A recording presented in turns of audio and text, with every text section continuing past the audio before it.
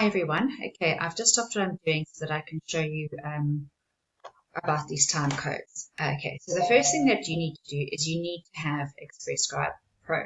Otherwise, you're not going to be able to do this work. Once you've got that and you load your video file, two things that you need to do is have the software show or print the correct time code. So go into Options and you go into Display.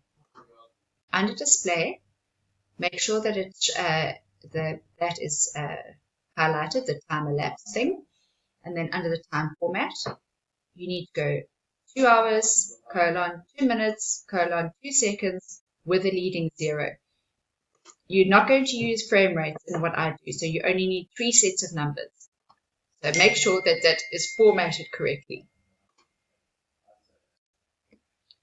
Then, this is the very beginning of this file that I've sent out for the test. You can see that my little slider thing is right at the beginning, the playback position. And you can see that my start time code for this file is 16:54:34.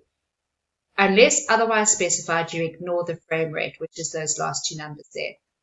Now to do the time code offset, you go to this leftmost little button, click on it, brings up this screen. You see the total duration there is the same, 5 minutes, 39 seconds, it's the same there as the duration. Then you just change the 000000 to your time code, which will be 16:54:34.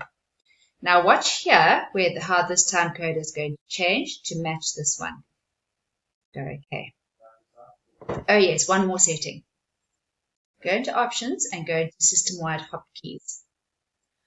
For copy time code, I've got it here as my function 1 button.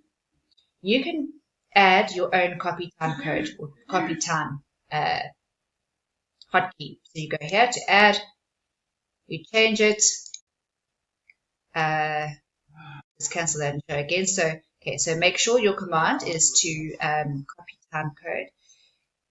So you go copy time. Which button do you want to use for copy time? So you're going to choose F1. Okay, so my hotkey is going to be F1. I go OK. Okay, right, you get my message, right?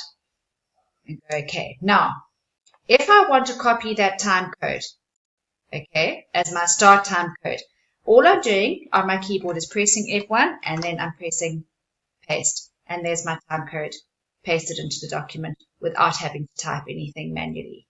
So that's how you do it.